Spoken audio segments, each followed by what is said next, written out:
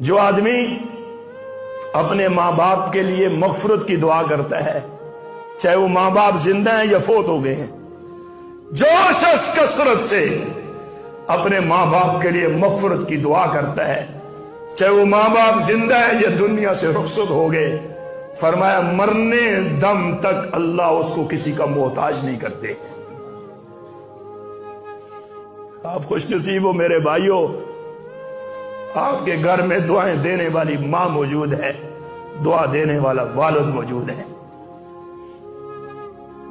یہ دنیا کی رنگینیاں کچھ بھی نہیں ہے، یہ دنیا کی واہ واہ کچھ بھی نہیں ہے، یہ دنیا وفادار نہیں ہے۔